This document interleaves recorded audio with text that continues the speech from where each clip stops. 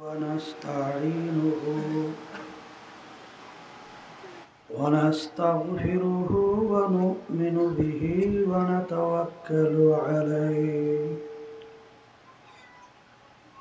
ونعوذ بالله من شرور أنفسنا من يهده الله فلا مضل له ومن يضلله فلا هادي له ونشهد أن لا إله إلا الله وحده لا شريك له ونشهد أن محمدًا عبده ورسوله أما بعد فأعوذ بالله من الشيطان الرجيم بسم الله الرحمن الرحيم يا أيها الذين آمنوا صلوا عليه وسلموا تسليما اللهم صل على سيدنا حبيبنا ومولانا محمد صلى الله عليه وعلى آله وأصحابه وبارك وسلم اللهم صل على سيدنا ونبينا وشفيعنا وحبيبنا ومولانا محمد صلى الله عليه وعلى آله وأصحابه وبارك وسلم اللهم صل على سيدنا ونبينا وشفيعنا وحبيبنا ومولانا محمد صلى الله عليه وعلى آله وأصحابه وبارك وسلم أعوذ بالله من الشيطان الرجيم بسم الله الرحمن الرحيم إن الذين آمنوا وعملوا الصالحات كانت لهم جنات الفردوس نزلا صدق الله العلي العظيم শুকরিয়া আদায় করতেছি মহান রব্বুল আলামিনের দরবারে। দূরের শব্দ তো বেশি, পাশের শব্দ তো কম। কার এক রকমের শব্দ রাখো, পাশের শব্দ দূরের শব্দ এক রকমের রাখো। ফিতনা ফাসাদের যুগে আল্লাহ রাব্বুল আলামিন আপনাকে আমাকে দুনিয়ার সমস্ত কাজ থেকে বিরত রেখে উলামায়ে কেরামদের মজলিস, জাকিরিন শাকিরিন সালাদিন অনেক আল্লাহর খাস বান্দারা এই মজলিসের মধ্যে আছে, যাদের সঙ্গে আমাদের একটা জীবনের সময় আল্লাহ রাব্বুল আলামিন কাটাবার সুযোগ করে দিয়েছেন। শুকরিয়া তান সবাই বলি আলহামদুলিল্লাহ। লাইন শাকারতুম লা আযীদান্নাকুম ওয়া লা ইন কাফারতুম ইন্না আযাবী লাশাদীদ। আল্লাহ রাব্বুল আলামিন বলছেন, হে আমার বান্দা বান্দিরা, তোমরা যদি আমার পক্ষ থেকে নেয়ামত পাও, নেয়ামতের শুকরিয়া আদায় করো। যদি তোমরা নেয়ামতের শুকরিয়া আদায় করো, তোমাদের উপরে নেয়ামত আমি আরো বাড়াইয়া দেব। আব্বাজান দাদাজান চরমনের জমিনে ঘুমায় আছে। আমার আব্বাজান বলতেন, দিনই মাহফিলে প্রথম থেকে শেষ পর্যন্ত থাইকা বাড়ি বিদায় হয়ে চলে গেলে আমল নামার মধ্যে কম পক্ষে হলেও 50 লক্ষ নেকি এরকম জমা হতেই পারে। নিয়ত যাদের সহি, আল্লাহকে রাজি খুশির উদ্দেশ্যে আসছে, রব্বুল আলামিন তাদের আমল নামার মধ্যে লক্ষ লক্ষ নেকিও দান করবে। এত নাকি পাওয়া যাবে জানার পরেও আশেপাশে রাস্তাঘাটে দোকানে বাজারে ঘরে অনেক আমার ভাইরা দুনিয়ার বিভিন্ন গল্পের ভিতরে লিপ্ত। কেউ টেলিভিশন সাইরা ড্যান্স গানে লিপ্ত, কেউ বিভিন্ন হারাম কাজে টাসের আড্ডায়, জুয়ার আড্ডায়, মদের আড্ডায়। সুযোগ থাকার পরেও মাহফিলে না আসার কারণ আব্বাজান রহমাতুল্লাহি আলাই বলতেন বুঝের অভাব। আর এই বুঝের কারণেই মাহফিলের ব্যবস্থা। আল্লাহ রাব্বুল আলামিনের কাছে দোয়া করেন, রব্বুল আলামিন আপনি আমাদেরকে দ্বীনের সহি বুঝ দান করেন। হাদিসের ভিতরে আসছে আল্লাহ রাসূল সাল্লাল্লাহু আলাইহি ওয়াসাল্লাম বলছেন, মাইয়ুরিদিল্লাহু বিহি খায়রান ইউফাক্কিহু ফিদ্দীন। আল্লাহ যাকে ভালোবাসেন, ইচ্ছা করে, তাকে দ্বীনের সহি বুঝ দান করে। আর পাশে একটা কথা মনে রাখা লাগবে, হেদায়েত কিন্তু কোনো পীরের হাতে নাই। কোনো পীরের হাতে হেদায়েত নাই, কোনো বাবাদের হাতেও নাই, কোনো দলের নেতা নেত্রীর হাতেও নাই, কোনো ওস্তাদদের হাতেও নাই। হেদায়েত কার হাতে? অনেকে মনে করে পীরের কাছে মুরিদ হয়েছি, বাবার দরবার আসা যাওয়া করি, যথেষ্ট। নাউজুবিল্লাহ। পীর কাকে বলে? পীর একটা ফার্সি শব্দ, আরবিতে বলা হয় মুরশেদ। বাংলা অর্থ পথ প্রদর্শক। আপনি বরিশালের রাস্তা চেনেন না, যে আপনাকে বরিশালের রাস্তা দেখাবে সেই হলো পীর। ওই পথে চলা বা না চলার দায়িত্ব আপনার এবং আমার। আর মানজিল মাকসুদে পৌঁছাবার মালিক হল আল্লাহ। এখন পীর যে পথ দেখাবে, তার মন গড়া পথ দেখাবার শক্তি কারো নাই। পীর তো ভালো কথা, পীরের বাবারও নাই। কারণ আল্লাহ রাসূল সাল্লাল্লাহু আলাইহি ওয়াসাল্লাম প্রায় 1500 বছর আগে বলে গেছিলেন, তারাকতু ফীকুম আমরাইন লাম তাদিল্লু মা তামাসসাকতুম বিহিমা কিতাবাল্লাহ ওয়া সুন্নাত রাসূল। আল্লাহ রাসূল সাল্লাল্লাহু আলাইহি ওয়াসাল্লাম বলছেন, তোমাদের কাছে আমি দুইটা জিনিস রেখে গেলাম, যদি মজবুত করে ধরতে পারো তোমরা ধ্বংস হবে না, জাহান্নামে যাবে না। একটা হলো কোরআনুল কারীম, আল্লাহর কিতাব, আর একটা হলো সুন্নাহ। কথা ঠিক কিনা? এক কথায় যেই পীর বা যেই মুরব্বী আপনাকে আমাকে কোরআন এবং হাদিস অনুযায়ী পথ দেখাবে, সেই পীর বা সেই মুরব্বীর কথা আমরা মানব। আর যদি বাপ মাও হয়, কোরআন এবং হাদিসের বাহিরে আপনাকে আমাকে কোনো পথ দেখায়, চলার জন্য বলে, কোনো বাপ মায়ের কথাও মানা যাবে না। তাহলে পীরের কাজ হলো কোরআন এবং হাদিস অনুযায়ী পথ দেখানো। ওই পথে চলা বা না চলার দায়িত্ব আপনার এবং আমার। আর মানজিলে মাকসুদে পৌঁছাবার মালিক হলো আল্লাহ। কথা ঠিক না?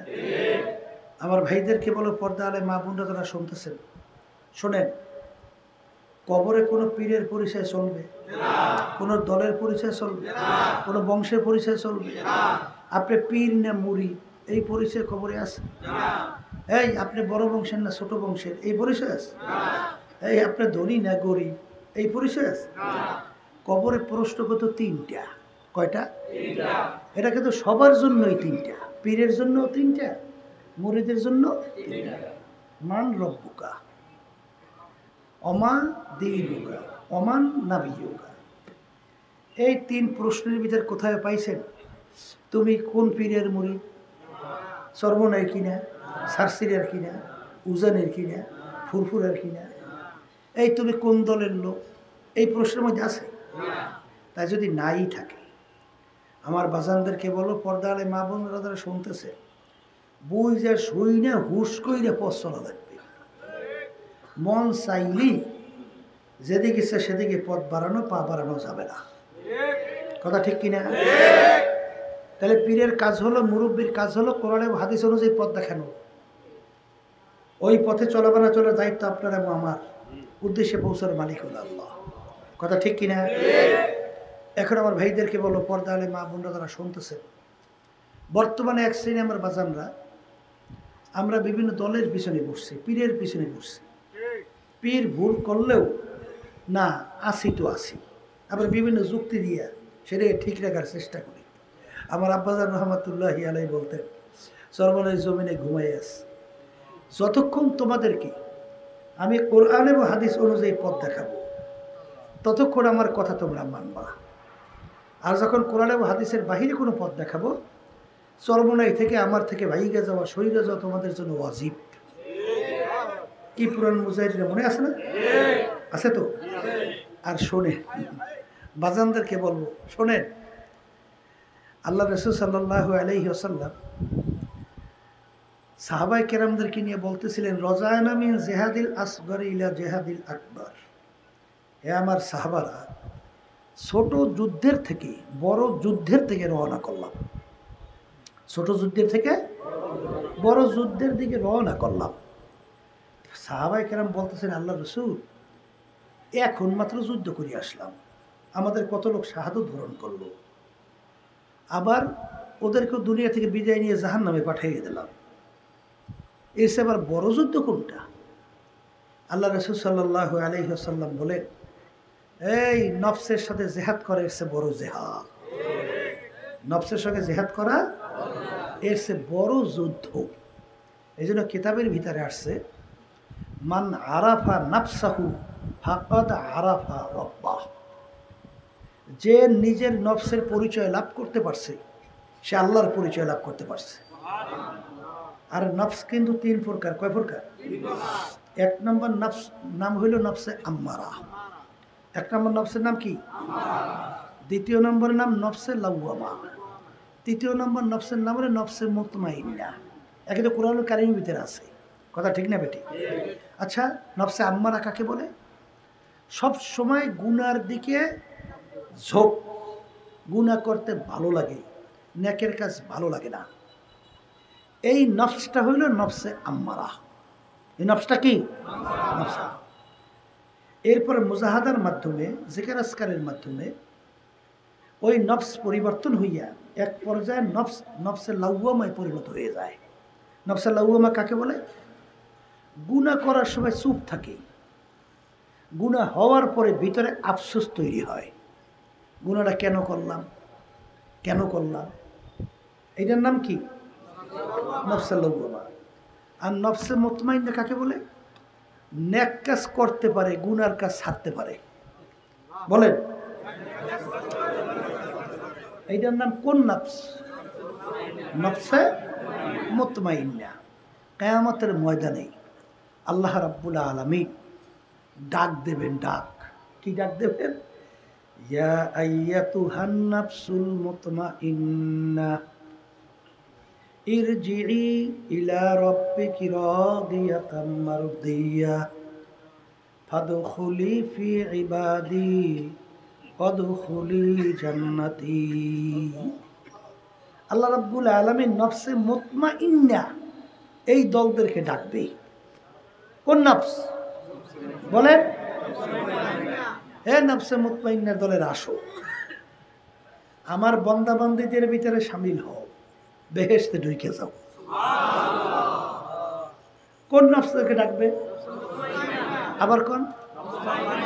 এখন আমার ভাইদেরকে বলো, পর্দা আলে মা বোনরা যারা শুনতেছে, দুনিয়া থাকা অবস্থায় এখন আপনি একটু পরীক্ষা করে দেখেন আপনার নফসটা কোন নফস? নফসে মুতমাইন্না, না নফসে লাওয়ামা, না নফসে আম্মারা? কথা বুঝে? এই দুনিয়া থেকে বিদায় নিয়ে কবরে যাওয়ার জন্য নফসে মুতমাইন্না নফস পৌঁছে যাওয়া লাগবে না? আসতে করে না, লাগবে না?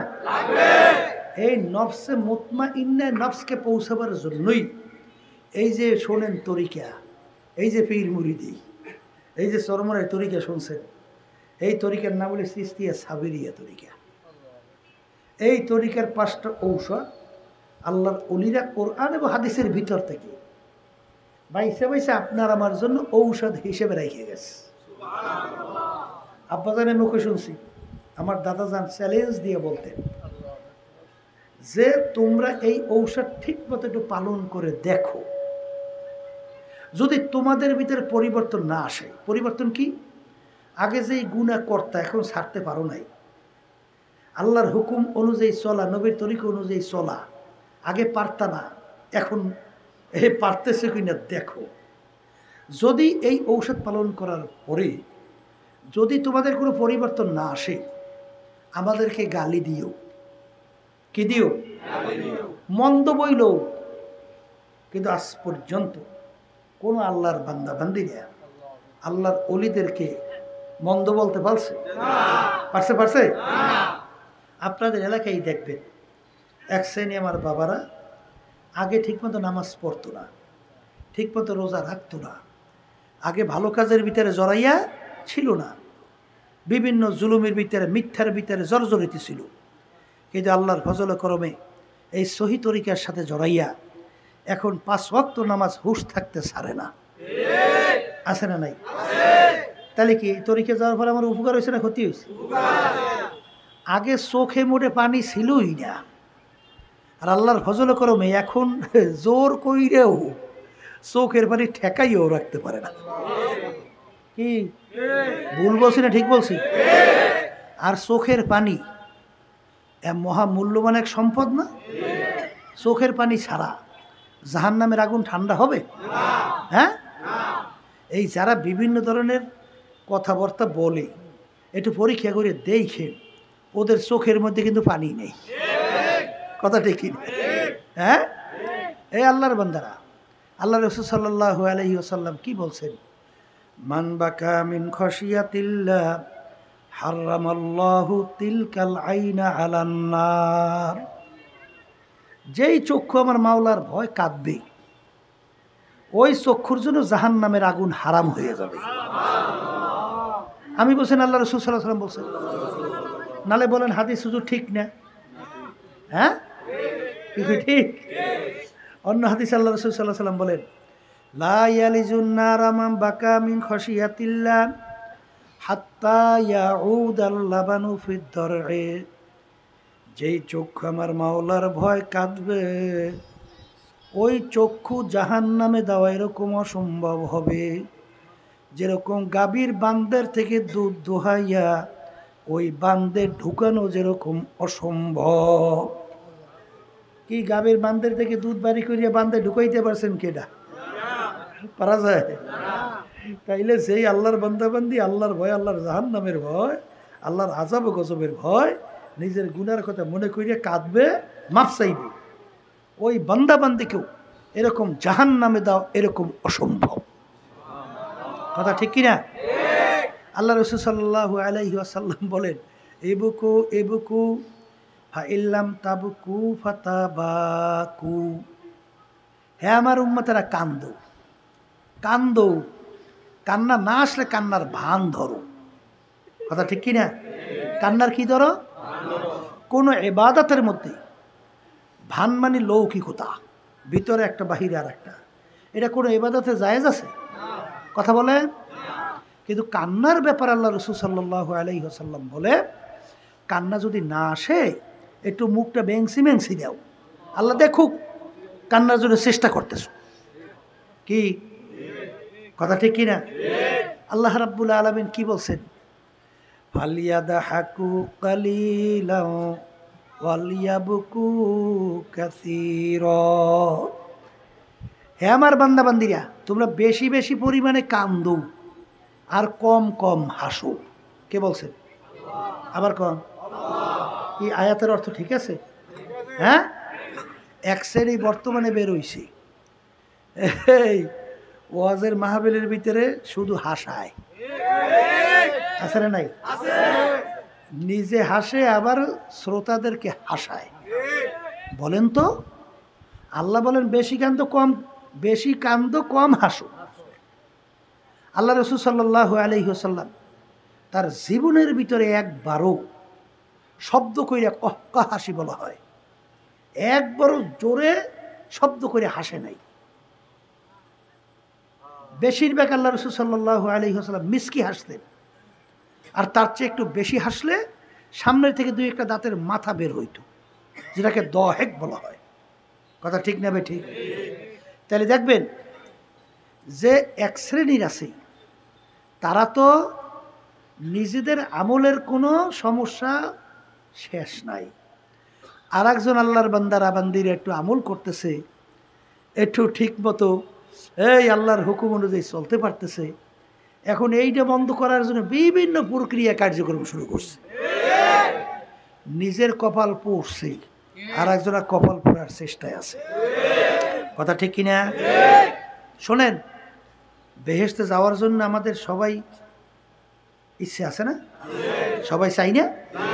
জাহান্নাম থেকে বাঁচতে চাই না? বেহেশতে যাওয়ার জন্য, জাহান্নাম থেকে বাঁচার জন্য আমি আপনাদের সামনে যে প্রথম আয়াত শরীফ তেলাওয়াত করছি, আয়াতের ভিতরে আল্লাহ রাব্বুল আলামিন বলেন দুইটা কাজ। বেহেশতে যাওয়ার জন্য কয়টা কাজ বলেন? একটা কাজ হইল ঈমান আনা লাগবে। বলেন কি আনা লাগবে? এই ঈমান শব্দের অর্থ বিশ্বাস। ঈমান শব্দের অর্থ কি? বিশ্বাস। এই বিশ্বাস আবার তিন জিনিসের নাম সমন্বয়: মুখে স্বীকার করা, অন্তরে বিশ্বাস করা, কাজে প্রমাণ করে দেখানো। মুখে বলছে আল্লাহ একজন, কয়জন? অন্তরে বিশ্বাস করছে আল্লাহ কয়জন? কাজে প্রমাণ করে দেখাইছে আল্লাহ একজন। তাই মুখ অন্তর কাজ এক হইল না? এইটাকে বলা হবে ঈমানদার। এখন এই ঈমানের ধরনটা কেমন হবে, আপনার বিশ্বাসটা কেমন হবে, উদাহরণ আল্লাহ রব্বুল আলামিন কোরআনুল কারীমের ভিতরে বলেন আমিনু কামা আমানান নাস। সাহাবায়ে কেরামরা যেভাবে ঈমান আনছিল তোমাদের ঈমানটাও ওইভাবে আনো। কথা বলেন আমিনু কামা আমানান নাস। সাহাবায়ে কেরামদের ঈমান যেভাবে ছিল তোমাদের ঈমানটাও সেইভাবে আনো। তাদের বিশ্বাস যেইভাবে ছিল তোমাদের বিশ্বাসও সেইভাবে আনা লাগবে। কথা ঠিক না বেঠিক? এক শ্রেণী আমার বাজানরা আছে, মুসলমান দাবি করে, ঈমানদারও দাবি করে। কথা ঠিক না বেঠিক? ওদিকে দেখেন সাহাবায়ে কেরামদের ঈমান কেমন ছিল। এক সাহাবী আল্লাহর হাবিবের কাছে আসছে, আইসা বলতেছেন আল্লাহ রাসূল, আপনি আমাকে কিছু আমলের কথা বলেন, কাজের কথা বলেন। আমল মানে কি? কাজ। যেই আমল করার মাধ্যমে আমি জাহান্নাম থেকে মুক্তি পাইয়া জান্নাতে যাইতে পারবো। আল্লাহ রাসূল সাল্লাল্লাহু আলাইহি ওয়াসাল্লাম তাকে বিভিন্ন আমলের কথা বললেন। সাহাবী বলতেছেন যে আল্লাহ রাসূল, আপনি সাক্ষী থাকেন, আপনি যেভাবে বলছেন আমি হুবাহু ওইভাবেই আমল করব, বাড়াবো না কমাবো না। যখন সাহাবী এই কথা বলে রওনা করছেন, আল্লাহ রাসূল সাল্লাল্লাহু আলাইহি ওয়াসাল্লাম সাহাবায়ে কেরামদেরকে ইঙ্গিত করে বলেন, তার দিকে ইঙ্গিত করিয়া, যে তোমরা যদি বেহেশতে লোক দেখতে চাও, তাকে ইঙ্গিত করে বলতেছেন তাকে দেখে নাও। কি এই সাহাবায়ে কেরামদের ঈমান কেমন ছিল ইতিহাস পড়ে দেখেন। হ্যাঁ আল্লাহর বান্দারা, তাদের ঈমান ছিল যে আবু বকর সিদ্দিক রাদিয়াল্লাহু তাআলা আনহু, শোনেন, তার গোলাম ছিল, আজাদ করছে। গোলাম কোনো খাদ্য নিয়ে আসতে পারে, নিয়ে আইসো, মাঝে মাঝে খাদ্য নিয়ে আসে। জিজ্ঞাসা করে কিভাবে কামাই করছো? হুজুর এইভাবেই। যখন তিনি দেখতেন হালাল খাইতেন। একদিন পেটেও তার বড় ক্ষুধা, গোলাম খাদ্যও নিয়ে আসছে। হুজুর জিজ্ঞাসা না করে খাদ্য খাইয়ে ফেলছে। গোলাম বলতেছে হুজুর, আপনি তো জিজ্ঞাসা না করে খাদ্য খাইলেন। বলে বাসান, অন্যান্য সময় তো দেখছি তুমি হালাল উপায়ই আনো, আজকে পেটেও বড় ক্ষুধা, মনে করছি হালাল উপায়ই আনছো, এই জন্য জিজ্ঞেস না করে খাইয়ে ফেলছি, বলো তো তুমি কিভাবে কামাই করছো? তখন গোলাম বলতেছে হুজুর, আমি যখন কাফের ছিলাম, জাদুবিদ্যার মাধ্যমে একটা লোককে তদবির করছিলাম, সেই লোকটার সঙ্গে দেখা, ওই জাদুবিদ্যার তদবিরে সে ভালো হয়ে গেছে, এখন ওই বিনিময়ে আমাকে এই খাদ্য দিছে, সেই খাদ্য এই। তখন তিনি বলতেছেন আবু বকর সিদ্দিক রাদিয়াল্লাহু তাআলা আনহু, বাজান তুমি তো সর্বনাশ করছো, জাদুবিদ্যার মাধ্যমে তদবির করা কামাই সম্পূর্ণ হারাম, তুমি তো আমাকে হারাম খাওয়াইছো। এই কথা বইলা তিনি গলার ভিতরে আঙ্গুল দেওয়া শুরু করছে। তাদের বিশ্বাসটা কেমন ছিল? আল্লাহ রাসূল সাল্লাল্লাহু আলাইহি ওয়াসাল্লাম বলছেন, যেই রক্ত এবং গোশত হারাম মালের দ্বারা তৈরি হবে, তার জায়গা জাহান্নাম ছাড়া হবে না। তার জায়গা জাহান্নাম ছাড়া হবে না। এখন কেমন বিশ্বাস করছি যে আমি তো পেটের ভিতরে হারাম লোকমা ঢুকাইছি, কথা ঠিক না? ঠিক। এখন তিনি কি যাই না খাইছে না যাই না খাইছে? তা না যাই না খাইলে আল্লাহ ধরবে? কোনো শরীয়তে কোনো জায়গায় আছে ধরবা করাইবে? কিন্তু তিনি তো গলার ভিতরে আঙ্গুল দেওয়া শুরু করছে, কিন্তু পেটেও বড় ক্ষুধা, খাদ্যও চলে গেছে প্রায় পাকস্থলিতে, খাদ্য তো বের হয় না। লোকেরা বলে হজরত আপনি তো না যাই না খাইছেন, আল্লাহ তো মাফ করিয়ে দেব, তা আপনি এরকম নিজেকে কষ্ট দেন কেন? বলতেছেন, হ্যাঁ আমার সাথীরা, আল্লাহ রসুল সাল্লাল্লাহু আলাইহি ওয়াসাল্লাম বলছেন, যেই রক্ত এবং গোশত হারাম মালের দ্বারা তৈরি হবে তার জায়গা জাহান্নাম ছাড়া হবে না। আমি আবু বকর যদি মারাও যাই, ওই খাদ্য আমার পেটের ভিতরে হজম হওয়ার আগে আমি দুনিয়া থেকে চলে যাব, তারপর ওই খাদ্য আমার পেটে হজম হইতে আমি দেব না। তখন লোকেরা বলে হজরত আপনি পেট ভইরা পানি খান, এরপর গলায় আঙ্গুল দেন। পেট ভরে পানি খেয়ে গলায় আঙ্গুল দিয়েছে, বমি হয়ে গেছে, বমির সঙ্গে খাদ্য বের হয়ে আসছে। তখন তিনি বলেন আলহামদুলিল্লাহ। এই ছিল তাদের বিশ্বাস। আর বর্তমানে এক শ্রেণীর এই আমাদের মধ্যে আছে, সুদের সঙ্গে জড়াইয়া ব্যবসা করে, ঘুষ খাইয়া এইবার হজ করতে যায়, আসতে কয় আছে না? এই আল্লাহ রসুল সাল্লাল্লাহু আলাইহি ওয়াসাল্লাম কি বলে? রাশি মুরতাশি কেলাহুমা ফিন্নার। এই ঘুষ দেওয়া ঘুষ নেওয়া দোনোটা জাহান্নামী। দোনোটা কি?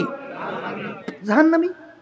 ওদিকে ঘুষ দিয়া গেছে হজ করতে, শুনছে হজ করলে মাসুম বাচ্চা হয়, শুনছে না যে হজ করলে কি হয়? মাসুম বাচ্চা। বুঝলেন তো? এই সন্তান মায়ের পেট থেকে বের হয়েছে, প্রসব করছে, এবার এর কোনো পাপ আছে? এবার এই বাচ্চার মতো নিষ্পাপ হজ করি। তুমি 10 বার হজ করতে পারো, কথা বুঝছেন? যেই হারাম মালের দ্বারা রক্ত এবং গোশত তৈরি হয়, কথা বুঝছেন? যেই পরিমাণ ঘুষ নিয়েছ, পরের মাল ঠগাইয়া নিজের মাল বাড়াইছো, সরকারের সঙ্গে জড়াইয়া বিভিন্ন শক্তিও এই ব্যয় করিয়া সম্পদ গুছাইছো, টেন্ডারবাজি, চাঁদাবাজি, ব্যবসার ভিতরে ধোঁকাবাজি, এইটা কইরে টইরে যত কিছু সম্পদ গুছাইছো, যেই পরিমাণ এই সম্পদ হারাম, এই যতক্ষণ পর্যন্ত যার নষ্ট করছো ওই ফেরত না দেওয়া পর্যন্ত 10 বার না, যতবার জীবন প্রতি বছর হজ করো, জাহান্নাম ছাড়া উপায় নেই। কথা বুঝছেন? এই জন্য আমার বাজানদেরকে বলবো, তাদের ঈমান কেমন ছিল? জীবন থাকতে এক লুকমা খাদ্য হারাম ভিতরে ঢুকায় নাই। কি কথা কয় না? কথা ঠিক না? ঠিক। এই ছিল তাদের ঈমান। তাদের ঈমান কেমন ছিল? আর আপনার আমার ঈমানের অবস্থা কি? আল্লাহ বলছে ঈমানের ধরন হবে কাদের মতো? কাদের মতো? সাহাবায়ে কেরামদের মতো ঈমান হওয়া লাগবে। এটা আল্লাহ বলছেন আমিনু কামা আমানান নাস। কথা ঠিক কিনা? এই এক শ্রেণী আমার বাজানরা আছে, আল্লাহর হুকুম পর্দা ফরজ, কথা কয় না? এই পর্দাটা ফরজ আমি করছি না আল্লাহ করছে? আচ্ছা বলেন তো, এক শ্রেণী বাজানরা আছে, ওরে তাহাজ্জুদের নামাজ যে পড়ে আবার প্রশংসা করে আমার নেতা নেত্রী, তাহাজ্জুদ কামাই দেয় না, আসতে কয়। সব সময় দেখবে যে তাসবিহ নিয়ে যে কেড়ে চোটে 24 ঘন্টা মনে তাসবিহ রাখি না, আছে না নাই? কিন্তু আমার বাজানদেরকে বলি, পর্দা আলে মা বোনেরা শুনতেছেন, আচ্ছা বলেন তো, জীবনে আপনি 2 রাকাত তাহাজ্জুদের নামাজ পড়েন নাই, জীবনেও 2 রাকাত নফল নামাজ পড়েন নাই, এই জন্য কোরআন এবং হাদিস অনুযায়ী আপনার জন্য জাহান্নামের হুকুম কয় বছর, কয় মাস, কয় দিন, কয় মিনিট, কয় সেকেন্ড? 1 সেকেন্ডও আছে? 1 সেকেন্ড? কিন্তু একবার যদি আপনি ইচ্ছা করে বেপরদা হন, কমপক্ষে একটা কবিরা গুনাহ, আর একটা কবিরা গুনাহ যদি কমপক্ষে 7000 বছর জাহান্নামের আগুনে জ্বলা লাগবে। এখন বলতে পারেন হুজুর সব গেছে বেপরদা, ভরি আমরা করবো কি? কি কথা ঠিক না বা ঠিক? আল্লাহ রাসূল সাল্লাল্লাহু আলাইহি ওয়াসাল্লাম যখন আসছেন, নবুয়তি পাইলেন, তখন মুসলমান আসলে কয়জন? একজন আসলে? একজন? কথা কয় না? আসিল? আচ্ছা, ওই সময় সাহাবায়ে কেরামের সংখ্যাই ছিল কয়জন? অল্প না? তখন দুনিয়া সব এক নিয়মে চলছে, কিন্তু আল্লাহ রাসূল সাল্লাল্লাহু আলাইহি ওয়াসাল্লাম সাহাবায়ে কেরামরা ওই সমাজের সাথে পরিবর্তিত হয়েছে? ওই সমাজের নিয়মে পরিবর্তিত হয়েছে না সমাজকে পরিবর্তন ঘটাইয়া দিয়েছে? আবার কোন পরিবর্তন ঘটাইয়া দিয়েছে, পরিবর্তন হয় নাই। কথা ঠিক কিনা? তাহলে বুঝতে হবে আমিনু কামা আমানান নাস, ঈমান আনা লাগবে সাহাবায়ে কেরামরা যেভাবে ঈমান আনছিল, যেভাবে বিশ্বাস করছিল। কোরআনুল কারীম সত্য না মিথ্যা? হ্যাঁ, তাই সত্য যদি হয় তা আল্লাহর হুকুম ফরজ পর্দা, একে আমি বলছি না আল্লাহ বলছে? হ্যাঁ, তাহলে আল্লাহ যদি বলে তাইলে আপনার জাহান্নাম বেপর্দা হইবে নিশ্চয় করিয়া, সেই জাহান্নাম অবধারিত না আপনার জন্য? না কোরআন কয় মিথ্যা? তা মিথ্যা যদি না হয় তা আপনার ইমানটা কেমন? আপনার কোন আশার দিন রাত্রি কাটাইতেছেন? আপনি কি করতেছেন? জেহাদ করা লাগবে না? রজানা মিন জেহাদিল আসগরি ইলা ইলা জেহাদিল আকবার। নফসের সঙ্গে জেহাদ করার চেয়ে বড় যুদ্ধ আল্লাহ রাসূল সাল্লাল্লাহু আলাইহি ওয়াসাল্লাম বলছেন। এই যুদ্ধ না করলে কখনোই আপনি বিজয় লাভ করতে পারবেন না। শুনছি আল্লাহর ওলিরা কেমনে জেহাদ করছে। উজানিকার ইব্রাহিম স্যার রহমাতুল্লাহি আলাইহি, তার কাছে মুরিদ ছিলেন আমার দাদাজান ইসহাক সাহেব রহমাতুল্লাহি আলাইহি। ইসহাক সাহেব রহমাতুল্লাহি আলাইহি দাদাজানকে উজানিকার ইব্রাহিম স্যার রহমাতুল্লাহি আলাইহি বলছিলেন, বাবা ইসহাক, শুনছি বরিশালে নাকি কোনো পর্দা নাই, বরিশালে পর্দা নাই। বাবা পর্দা তো আল্লাহর হুকুম ফরজ, বাবা এটা তো মানাই লাগবে, তুমি পারবা? দাদাজান রহমাতুল্লাহি আলাইহি বলছিলেন, হুজুর আপনি যদি দোয়া করেন তাহলে আল্লাহর রহমতে পারবো। আপনি দোয়া করলে পারবো। বলে যাও বাবা, তোমার জন্য দোয়া করে দিলাম। এখন দাদাজান বাড়ি যাইয়া শুনছি মুরব্বীদের কাছে, আব্বার মুখেও শুনছি, এখন তিনি হইছে মহিলা, মানে ঘরের মধ্যে হুজুরের মধ্যে বই থাকে, আর মহিলারা তো রাস্তাঘাটে বেপরদায় পুরুষের মতো চলাফেরা করে। এখন মহিলারা হয়েছে পুরুষ, আর পুরুষ দাদাজান হয়েছে কি মহিলা। আচ্ছা, এখন দাদাজানকে ছোটবেলায় লালন পালন করছে, শুনছে দাদাজান আইছে, এখন দাদুর কাছে যাই বলতেছে যে দাদাজানকে বলতে রাঙ্গা মেয়া, রাঙ্গা মেয়া। ওই গ্রামে আছে না এরকম আউস করে শখ করে ডাকে, অমুক মেয়া, ঠমুক মেয়া, সমুক মেয়া। এখন রাঙ্গা মেয়া, রাঙ্গা মেয়া নাকি আসছে? কলে আসছে তো, কোথায় দেখা করব? কলে রাঙ্গা মেয়া পর্দা করছে, তার কাছে সামনে যাওয়া যাইবে না।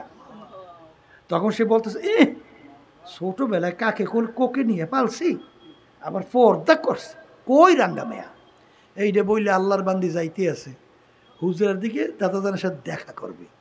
যখন কাছাকাছি গেছে, দাদাজান রহমাতুল্লাহি আলাইহি এমনভাবে একটা চিৎকার মারছে, চিৎকারের সঙ্গে সঙ্গে আল্লাহর বান্দি ঠাস করিয়া জমিনের মধ্যে পড়িয়ে গেছে। এখন ওইটা হাইটে যাইবে তাও পারে না, এখন হামাগুড়ি দিয়ে দিয়ে তারপর যায়। তখন দাদু বলছিলেন, কি নিষেধ করি নাই যে সে পর্দা করছে, যাইয়েন না। কি এই যে পীর মুরিদি তরিকা শোনেন, এর মূল উদ্দেশ্য দুইটা। কয়টা? বলেন বলেন। হিম্মত বুলন্দ করা, খুলুসিয়াত ভিতরে পয়দা করা। হিম্মত বুলন্দ কি? অমুকে পারে, আমি কেন পারবো না? বলেন। অমুকে 5 ওয়াক্ত নামাজ জামাত সহকারে পড়তে পারে, আমি কেন পারবো না? কি? অমুকে 2 বেলা আল্লাহর জিকির সকাল সন্ধ্যায় ছাড়ে না, আমি কেন পারবো না? কি কথা বলেন? এই অমুকে সাপ্তাহিক তালিম হালকা জিকির ছাড়ে না, আমি কেন ছাড়বো? ওই খুলনায় এই ইসমাইল সাহেব রহমাতুল্লাহি আলাইহি, তার হালকার ভিতরে এক মুরব্বী ছিল, আল্লাহর বান্দা ওই মুরব্বীরা বলছে ধরছে আর সারে নাই, ধরছে তো ধরছে আর সারে নাই। আর আদবের ভিতরে সবচেয়ে বড় আদব হলো আল আমরু ফাওকাল আদাব। আদবের ভিতরে সবচেয়ে বড় আদব হচ্ছে কথা মানা। কথা ঠিক না? ঠিক। এখন এই আল্লাহর বান্দা দাদাজান রহমতুল্লাহ বলছেন, বাজান তুমি 1 সপ্তাহে তালিম হালকায় গেছো, যাওয়ার পরে সেখানে জরুরি মাসালার তালিম হয় না? কথা কয় না? কোরআন কারীম সহিভাবে তেলাওয়াতের জন্য তোমাদেরকে শিখে দেওয়া হয় না? আচ্ছা তাইলে তুমি তলেবে এলেম, তুমি কি তলেবে এলেম? তাহলে তুমি 1 সপ্তাহ তালিমে গেছো, আল্লাহর জিকিরে গেছো। এই 1 সপ্তাহের মধ্যে যদি আস্তে আস্তে তুমি যদি দুনিয়া থেকে বিদায় হও, তাহলে তলেবে এলেম অবস্থায় তুমি যদি মারা যাও, তাহলে শহীদি দরজা বইয়া বিনা হিসেবে বেহেশতে যাবা। ওই আল্লাহর বান্দা সেই বয়ান তো ধরিয়ে বসছে কায়দা মতো, ধরার মতো। এখন সে এমন অসুস্থ, ঠিক মতো কিছু দূর হাঁটতে যাওয়ার পর আবার বসে থাকা লাগে, আবার তারপর হাঁটা লাগে। ইসমাইল শাহ রহমাতুল্লাহ আলাই বলেন যে ভাইজান আপনি তো শক্তি থাকা অবস্থায় কোনোদিন তালিম হালকা ছাড়েন নাই, তাহলে আজকে এখন তো আপনি অসুস্থ, শক্তি নাই, তো এখন আপনি ঘরে বসে থাইকা ঠিক মতো নিয়ম অনুযায়ী ইবাদতবন্দি করলে হয় না? তখন তিনি বলেন, হুজুর বলছেন যে এই অবস্থায় যদি আমি মারা যাই শহীদি দরজা পাবো, আমি শহীদ দরজা পাইয়া বিনা হিসেবে বেহেশতে যাইতে চাই। কেমন বিশ্বাস! আর তোমার আমার সুদের সাথেও ব্যবসা করবা, আবার মসজিদে যে সেজদা দিয়ে আল্লাহর কেউ খুশি করবা। এই যত আল্লাহর বিরুদ্ধাচরণ, হারাম হালালের তমিজ নাই, জুলুমের শেষ নাই, ব্যবসার ভিতরে ধোঁকাবাজির শেষ নাই। এরপরে যেই দলগুলো বাংলাদেশের ভিতরে দুনিয়ামুখী মানব রচিত তন্ত্রমন্ত্র, যেইটা যাই না সই না বুঝ যা, ওই দল ওই নীতি আদর্শ বাস্তবায়ন করলে ইমান থাকবে না। কথা কয় না? সেই দলের সাথে জড়াইয়া আবার মসজিদে যায় আল্লাহকে সেজদায় পুরিয়া খুশি করার জন্য। একটা পাগলামি না? একটা পাগলামি না? এই হুজুর আইসিয়া খুব খেদমত করে কি হুজুরের দোয়া পাওয়ার জন্য না? হুজুর খুশি হইবে, দোয়া করবে। ওদিকে পিছনে ছেলেকে লাগাইয়ে দিছে, হুজুরে গা ঢিল মার, পাথর মার। হুজুর যখন জানবে যে আমাকে খেদমত করে, তার ছেলেকেই সে লাগাই দিছে আমাকে পাথর মারার জন্য। এখন তোমার খেদমতে হুজুর খুব খুশি না? আসতে কয় বলবে না এর সে বড় বেয়াদব আর দুনিয়াতে নাই, এর সে বড় মুনাফিক শয়তান আর দুনিয়াতে নাই। কথা ঠিক না? ঠিক। তুমি আল্লাহকে খুশি করার জন্য গেছো কই? মসজিদে। আর বাইরে নাইমা আল্লাহর বিরুদ্ধাচারণকারী, আল্লাহর শত্রু, আল্লাহর রসুলের শত্রু, ইসলাম মুসলমানদের শত্রু, বিজাদিতের গোলাম, এদের সহযোগিতা করিয়া এইবার মসজিদে যাও আল্লাহরে খুশি করতে। দু কিস্তি পর নেহাদানকে চেরা যায়। 2 নৌকায় যখন তুমি 2 পা লাগাবা তখন তার গতি কি হয়? নৌকা যখন 2 পাশ থেকে সরে, আর তুমি 2 পায়ে তো 2 নৌকায় দেওয়া, এখন তোমার ফালা কি? মাঝখান দিয়ে ফাইর আছে, ইরা ধ্বংস ছাড়া আর কোনো গতি আছে? মসজিদে যায়, সেজদায় যায়, সুবহান রাব্বিয়াল আলা কুইয়া মালিকের তাসবিহ আদায় করে খুশি করে। ওদিকে বাহিরের নামে নাইমা তার নেতা নেত্রীর পক্ষে স্লোগান দেয়, আমার নেতা নেত্রীর চরিত্র ফুলের মতো পবিত্র। ওদিকে নামাজ পড়ে না 1 ওয়াক্ত। কি কথা ঠিক না বেটি? ইন্নাদ দীনা ইনদাল্লাহিল ইসলাম। আমার মালিক বলেন আমার কাছে একমাত্র নীতি আদর্শ গ্রহণযোগ্য, তার নীতি আদর্শের নাম হলো ইসলাম। কে বলছে? কে বলছে? আবার কোন? কে বলছে? না আমি বলছি? ওমান লাম ইয়াহকুম বিমা আনজালাল্লাহ ফাউলাইকা হুমুল কাফিরুন ফাউলাইকা হুমুজ জালিমুন ফাউলাইকা হুমুল ফাসিকুন। যারা আমার নীতি আদর্শ অনুযায়ী রাষ্ট্র পরিচালনা করবে না, ওরা কাফের, ওরা জালেম, ওরা ফাসিক। আমি কইছি না আল্লাহ কইছে? হ্যাঁ, এই আল্লাহর বান্দারা, পর্দা আলে মা বোনেরা, কেমন ইমান আনছেন, কেমন ইমান আনছেন? হ্যাঁ, ইঞ্জিন যে ইঞ্জিনিয়ার তৈরি করে, ওই ইঞ্জিন সম্পর্কে ওই ইঞ্জিনিয়ার ভালো জানে না তুমি আর আমি ভালো জানি? কেউ যদি চালাকি কইরা ইঞ্জিনিয়ার যেই পাইপের ভিতরে তৈলের লাইন রাখছে, ওই পাইপের ভিতরে তুমি মোবিল ঢুকাও, ইঞ্জিন ভালো চলবে না ধ্বংস? এই মানুষ, জমিন, আসমান, সমস্ত মাখলুকাতকে সৃষ্টি করছে আবার জোরে করে আল্লাহ। কোন নিয়ম নীতি অনুযায়ী মানুষ দুনিয়াতে চললে দুনিয়াতে শান্তি পাবে, আখেরাতে মুক্তি পাবে, আল্লাহ ভালো জানে না তুমি আর আমি ভালো জানি? আস্তে কয়, কে ভালো জানে? তাই কেউ যদি চালাকি কইরা আল্লাহ দেখানো যে নির্দেশ, পথ, নীতি, আদর্শ বাদ দিয়া শান্তি চায়, কেউ কোনোদিন পায় নাই, কেউ কোনোদিন পাবে না। খসরা দুনিয়া ওয়াল আখিরা, দুনিয়াতেও ধ্বংস, আখিরাতেও ধ্বংস।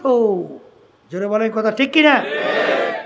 আমিনু কামা আমানান নাস, ঈমান আনো সাহাবায়ে কেরাম যেভাবে ঈমান আনছিল। এই আল্লাহ রাসূল সাল্লাল্লাহু আলাইহি ওয়াসাল্লাম, কথা বুঝেন, এই আল আমিন, সত্যবাদী, এই উপাধিটা, এইটা কি মুসলমান দেশ না কাফেররা? এটা মুখ খুলে জোরে কন। কাফেররা। কাফেররা বলছিল না তার সে সত্যবাদী দ্বিতীয় দুনিয়ার ভিতরে ইতিহাসে নাই? কি বলছিল না, বলে? আচ্ছা, কাফেররা সমস্ত তাদের ভিতরে কবিলে কবিলে ঝগড়া মীমাংসার জন্য ফয়সালা হিসেবে কারে ডাকতো? আল্লাহ রাসূল সাল্লাল্লাহু আলাইহি ওয়াসাল্লামকে। কি কথা ঠিক না ঠিক? আল্লাহ রাসূল সাল্লাল্লাহু আলাইহি ওয়াসাল্লাম যখন এক আল্লাহর উপরে ঈমান আনার দাওয়াত এবং ওদের মূর্তি পূজার বিরুদ্ধে, শিরকের বিরুদ্ধে, অন্যায়ের বিরুদ্ধে যখন বলা শুরু করলো, তখন কাফেরেরা তার আপন চাচারা পর্যন্ত তার বিরুদ্ধাচরণ শুরু করছে কি করে নাই? আবার মুখ খুলে কর, কি করছে না করে নাই? শুধু করছে তাই না, এই যে আবুল আহাবের নাম শুনেন, আবুল আহাব, হ্যাঁ, সে কে ছিল? আল্লাহ রসুল সাল্লাল্লাহু আলাইহি ওয়াসাল্লামের চাচা না? শুধু চাচাই না, আল্লাহ রসুলের বেয়াইও ছিল। কথা কর। আল্লাহ নবী সাল্লাল্লাহু আলাইহি ওয়াসাল্লামের দুই মেয়েকে তার দুই ছেলের কাছে বিবাহ দিয়েছিল। আল্লাহ রসুল সাল্লাল্লাহু আলাইহি ওয়াসাল্লামকে কষ্ট দেওয়ার জন্যে এক আল্লাহর উপর ঈমান আনার দাওয়াত এবং ওদের অন্যায়ের বিরুদ্ধে আল্লাহ রসুল যখন বলছিলেন, তখন ওই আবুল আহাব তার দুই ছেলের মাধ্যমে প্রকাশ্যে লোকালয়ের মধ্যে আল্লাহর হাবিবের সামনে দুই মেয়েকে একসঙ্গে তালাক দেওয়াইছে। জোরে বলেন নাউজুবিল্লাহ। কষ্ট দেওয়ার জন্য। জোরে বলেন কথা ঠিক কিনা? এই আল্লাহ রাসূল সাল্লাল্লাহু আলাইহি ওয়াসাল্লাম যখন এক আল্লাহর উপর ঈমান আনার দাওয়াত এবং ওদের অন্যায়ের বিরুদ্ধে যখন বলা শুরু করলো, এক পর্যায়ে কি হইল, এই কাফেররা একত্রিত হইয়া বলতেছিল যে মুহাম্মদ সাল্লাল্লাহু আলাইহি ওয়াসাল্লাম, তুমি আল্লাহর নবী, আচ্ছা তুমি যদি এই কাজটা করতে পারো তাহলে আমরা সিদ্ধান্ত নিয়ে আসছি তোমার জন্য 3টা পুরস্কার। কয়টা? আবার কন, কয় পুরস্কার? আচ্ছা কি কি?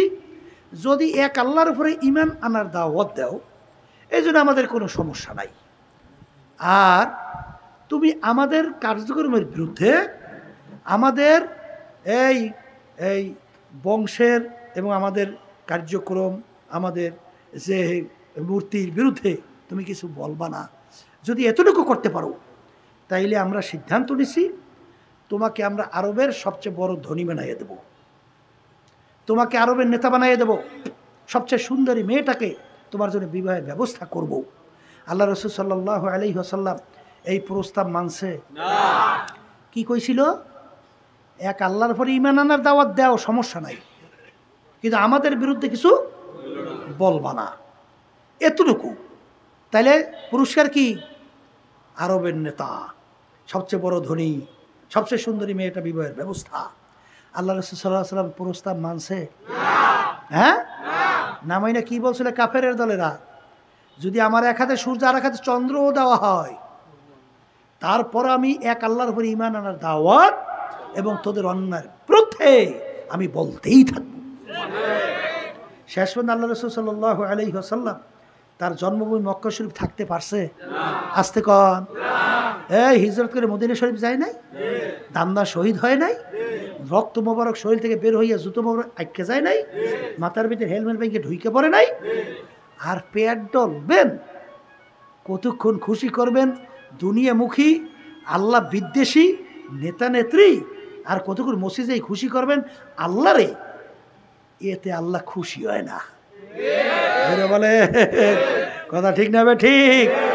এই জন্য আমার ভাইদেরকে বলবো, পর্দা আলে মা বোনদেরকে বলবো, আমিনু কামা আমানান নাস, ঈমান আনো। সাহাবায়ে কেরামরা যেভাবে ঈমান আনছিল, তাদের বিশ্বাসটা কেমন ছিল, আপনার আমার বিশ্বাসটা কেমন? এই ঈমান এরকম মজবুত ঈমান আনতে হবে। আর হাদিসের ভিতরে আর আল্লাহ রাসূল সাল্লাল্লাহু আলাইহি ওয়াসাল্লাম বলছেন, তোমরা যদি ঈমান নির্ভেজাল হয় তোমাদের, এই তাইলে অল্প আমলি তোমাদের নাজাতের জন্য যথেষ্ট। তাহলে ঈমান কি করতে হবে? নির্ভেজাল। বলেন কি করতে হবে? এই যে আমরা বেশি বেশি পড়ি না, লা ইলাহা ইল্লাল্লাহ, লা ইলাহা ইল্লাল্লাহ, লা মাকসুদা ইল্লাল্লাহ, লা মাহবুবা ইল্লাল্লাহ, লা মাতলুবা ইল্লাল্লাহ, লা মাশুকা ইল্লাল্লাহ, লা ইলাহা ইল্লাল্লাহু মুহাম্মাদুর রাসূলুল্লাহ।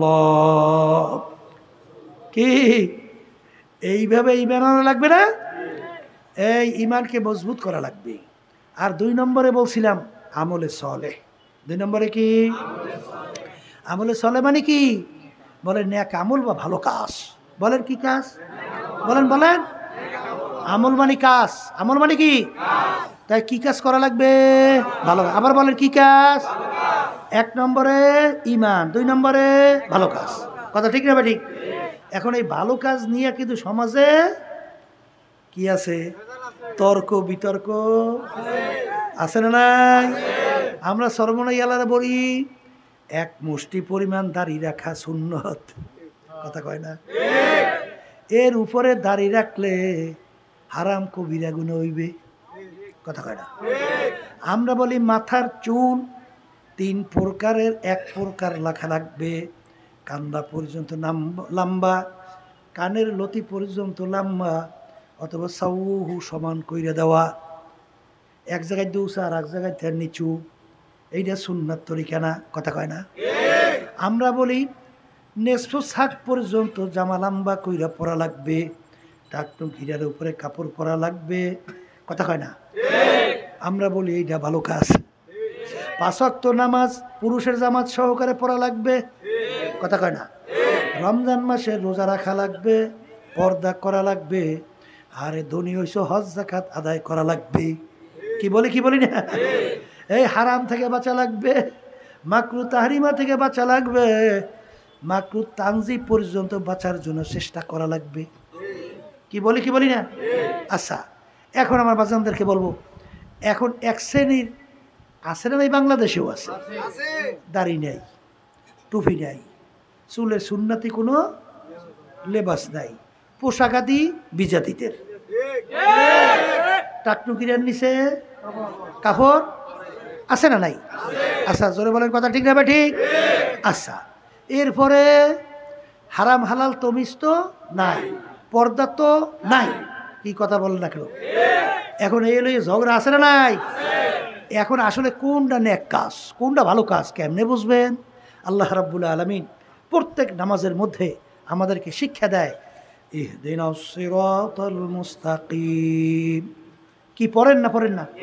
সবাই পড়েন। এ মালিক, আপনি আমাকে সিরাতাল মুস্তাকিমে চালান। সিরাতাল মুস্তাকিম কোনটা? আমার মালিক পরিচয় দেয়, সিরাতাল্লাযীনা আনআমতা আলাইহিম। যেই পথে চলার পরে আপনার পক্ষ থেকে যাদের উপরে নেয়ামত বর্ষিত হয়েছে, তাদের পথে আমাদেরকে চালান। কে শিখাতেছে? আবার কর্ম খুললা। এখন কাদের উপরে আল্লাহর নেয়ামত বর্ষিত হইছে? এই আল্লাহ রাব্বুল আলামিন অন্য আয়াতে তাদের পরিচয় দেয়, মিনান নাবিয়িনা ওয়াস সিদ্দিকিনা ওয়াস শুহাদাই ওয়াস সালিহিন ওয়া হাসুনা উলাইকা রাফিকা। আল্লাহর নেয়ামত বর্ষিত কাদের উপরে বলেন? নবীদের উপরে বলেন, সিদ্দিকিনদের উপরে, শুহাদা কেরামদের উপরে, কিয়ামত পর্যন্ত নেককার পরহেজগার আল্লাহ ওয়ালাদের উপরে। আমি বলছি না, আল্লাহ বলছে। এখন আসেন, এই সাহাবায়ে কেরামদের আমল, নবীদের আমল, শুহাদায়ে কেরামদের আমল, সিদ্দিকিনদের আমল, এই নেককার পরহেজগার কিয়ামত পর্যন্ত আল্লাহ ওয়ালাদের আমল হইল ভালো আমল, নেক কাজ। আসতে কয় কথা ঠিক কিনা? একজন সাহাবী বের করা যাবে, পারলে বের করে দেখান। এক মুষ্টির উপরে দাড়ি ছাড়ছে বা কামাইছে, আমাদের জানা নাই, আমরা কোনোদিন পাই নাই, শুনিও নাই।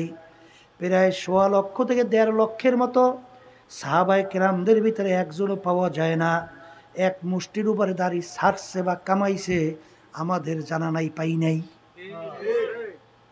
আপনারা পাইলে আমাদেরকে দেখান, কেউ রাগ করিয়েন না, বোঝার চেষ্টা করেন। জোরে বলেন কথা ঠিক না বে ঠিক? এই আল্লাহর বান্দারা ভালো করে বুঝে, একজন সাহাবীও কি পাইবেন যাদের সঙ্গে দেখা দেওয়া জায়েজ নাই তাদের সঙ্গে দেখা দিছে? আস্তে কন, পাইবেন? একজন সাহাবীও কি পাইবেন রমজান মাসে রোজা ফরজ, সুযোগ থাকা সত্ত্বেও ইচ্ছে করে রোজা ছাড়ছে? আছে? একজনও পাওয়া যায়? বরঞ্চ কি পাই, এই বাদশা দাওয়াত করছে সাহাবায়ে কেরামদের একদল দলকে, সাহাবায়ে কেরামদের এক জামাত। সেই দেশের ভিতরে সবচেয়ে ঘৃণিত ছিল খাওয়ার পরে প্লেট পরিষ্কার করে খাওয়া। এটা সুন্নাত না? কথা কয় না? সুন্নাত না? ওই দেশের ভিতরে সবচেয়ে ঘৃণিত কাজও হইল এইটা, খাওয়ার পরে প্লেট পরিষ্কার করে খাওয়া। এখন বাদশার মেহমান, মুসলমানরা তো প্লেট পরিষ্কার করে খায়। এখন সবচেয়ে ঘৃণিত কাজও এইটা। বাদশার মেহমান যদি এই ঘৃণিত কাজটা করে, তাহলে বাদশা সমাজে মুখ দেখাতে পারবে? যে কোথার থেকে এই নিচু শ্রেণীর লোকগুলা বাদশাহ দাওয়াত দেশে, বাদশাহী মেহমান করছে, বাদশাও নিচু শ্রেণীর। এই জন্য বলেন কথা ঠিক না? বাদশাহ অনুরোধ করতেছে সাহাবায়ে কেরামদের, হজরত আমরা তো জানি যে আপনারা খাওয়ার পরে প্লেট পরিষ্কার করে খান, আমার দেশে সবচেয়ে খারাপ ঘৃণিত কাজও এইটা। যদি এই কাজটা আজকে আপনারা করেন, তাহলে আমি সমাজে মুখ দেখাতে পারব না, তাহলে আমার সম্মানের জন্য আজকে এই কাজটা কইরেন না। আমাদের যুগে হইলে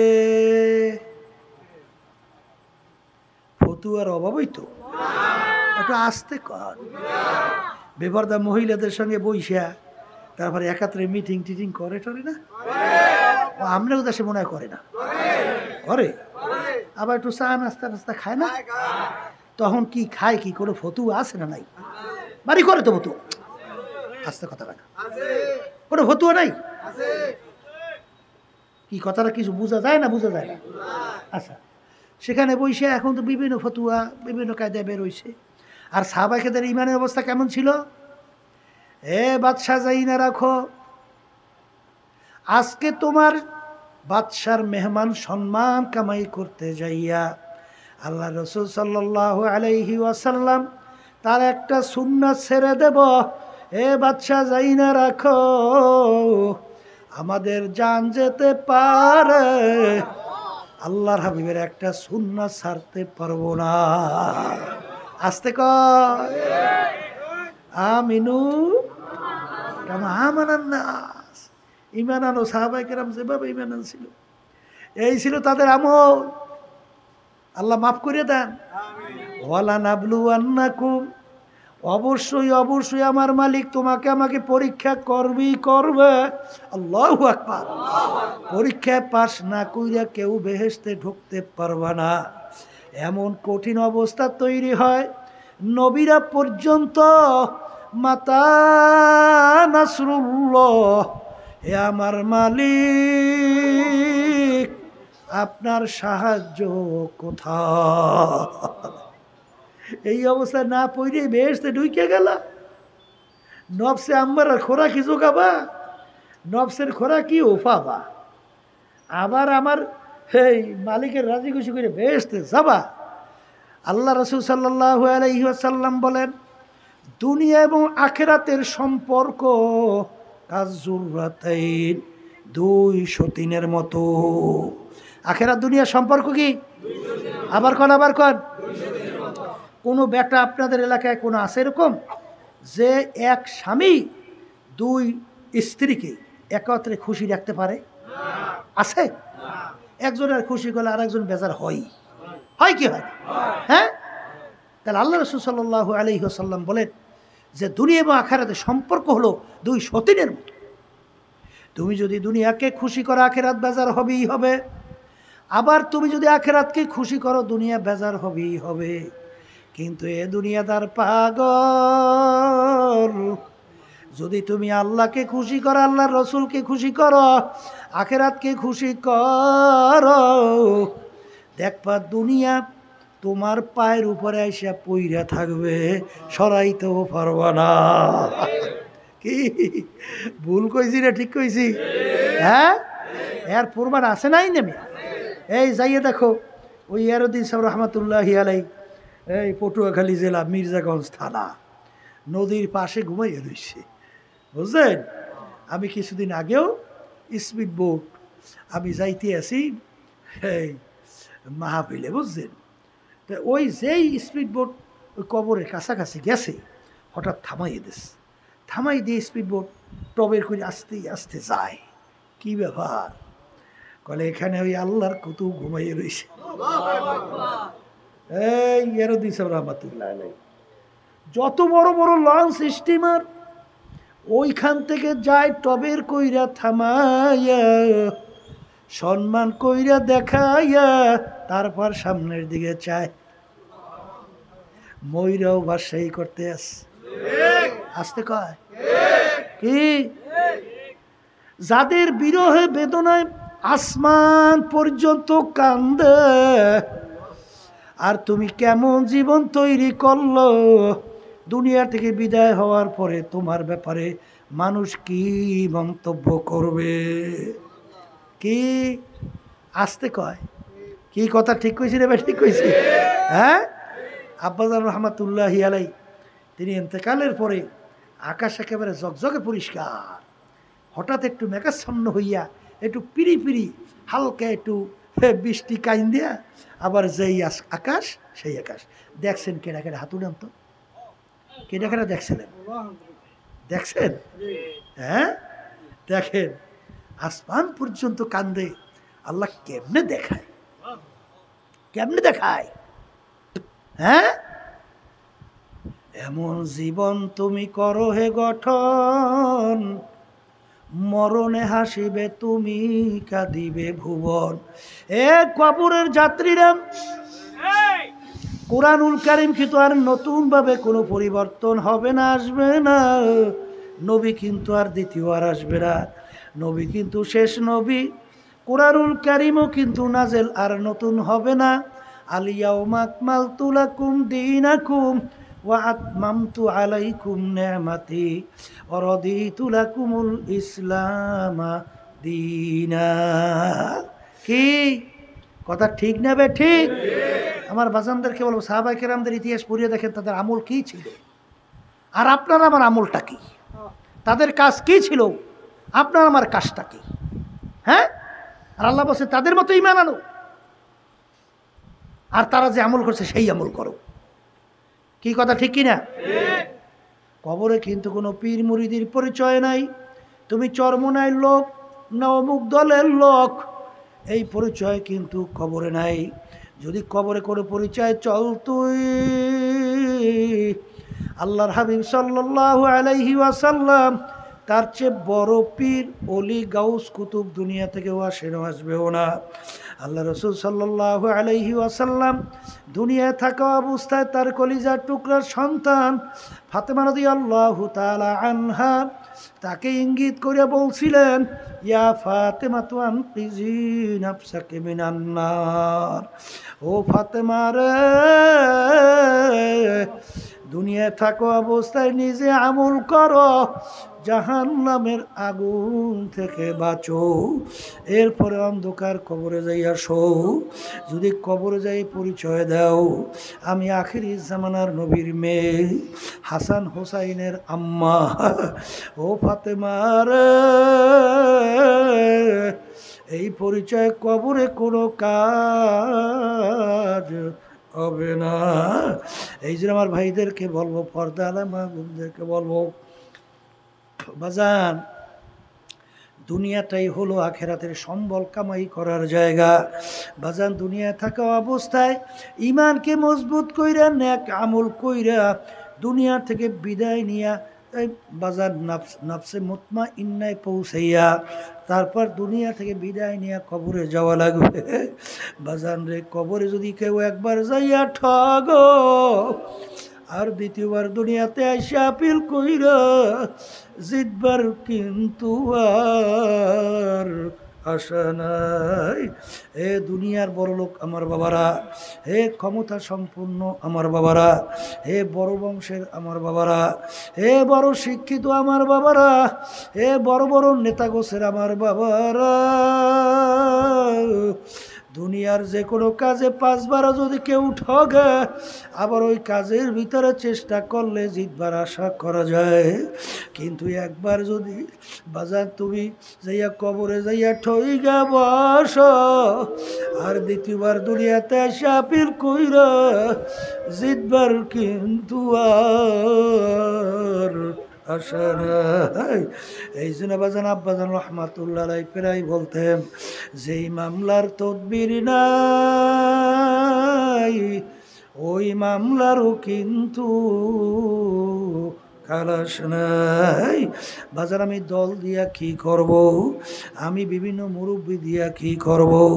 বাজান এক মুরব্বীর কাছে যাওয়ার পরে যদি তোমার আমার কলবের রোগ ভালো না হয়, বাজান খারাপ কাজ ছাইরা ভালো কাজ করতে না পারি, খারাপ পথ ছাইরা ভালো পথে চলতে না পারি, ইমানকে মজবুত করতে না পারি, নেক আমল যদি করতে না পারি, আমার আব্বাজান বলতেন, বাজান দৌড়াও দৌড়াও আর এক ডাক্তারের কাছে যাও, সেই পরামর্শ নিয়ে কলবের রোগ ভালো কইরা নেক আমল কইরা ইমানকে মজবুত কইরা চোখে পানি নিয়ে কলব নরম কইরা তারপরে আমার মাওলার কবরে যাইয়া শো। কারণ একবার যদি ঠইগা বস দ্বিতীয়বার দুনিয়াতে এসে আপিল কইরা জিতবার কিন্তু আর আশা নাই। ওয়ালা তামুতুন্না ইল্লা ওয়া আনতুম মুসলিমুন। আল্লাহ বলছেন, খবরদার মুসলমান না হইয়া কেউ মইরো না, মুসলমান না হইয়া আমার কবরে কেউ আইসো না। বাজান মুসলমান কাকে বলে? আরবি শব্দ, ইংরেজিতে বলে সারেন্ডার, বাংলা অর্থ বাজান আত্মসমর্পণ। মুসলমান আমরা যারা কালিমা পড়ছি বাজান এখন নিজের ব্যক্তিগত চালাকি স্বাধীনতা আর চলবে না। বাজান যেরকম নাকি কবি এক কথায় বুঝাতে যাইয়া বলছিলেন, মুসলমানি বুয়ার গরদান নেহাদান এনানে খোদ বাদস্তে খাজাদান। গোরা যখন মুখের ভিতরে লাগাম লাগায়, সওয়ারি হাতে যখন লাগাম ছাইরা দেয়, বাজান গোরার নিজের ব্যক্তিগত শক্তি বুদ্ধি আর কিন্তু চলবে না। বাজান আমরা যারা মুসলমান দাবি করি সবাই কালিমা পড়ছি, কালিমা পড়ার অর্থ কি? কালিমার লাগাম মুখের ভিতরে লাগাইছি। এখন কবি বলতেছেন, এ মুসলমান না আমেরিকা লা লন্ডন সে হুলফত হামি মস্তে মদিনা কর খোদায়া। হে মুসলমান সন্তান, তোমার আমার রাস্তা আমেরিকা লন্ডনের রাস্তা না, তোমার আমার রাস্তা মদিনা শরীফ রওজায় ঘুমাইয়া আছে সরদার দোজাহান মুহাম্মাদুর রাসূলুল্লাহ সাল্লাল্লাহু আলাইহি ওয়াসাল্লাম। বাজার সেই মদিনার রাস্তা হলো তোমার আমার রাস্তা। আমার ভাইদেরকে বলো, পর্দা আলে মা বোনদেরকে বলবো, বাজার আজকে কিছুদিন আগে গরম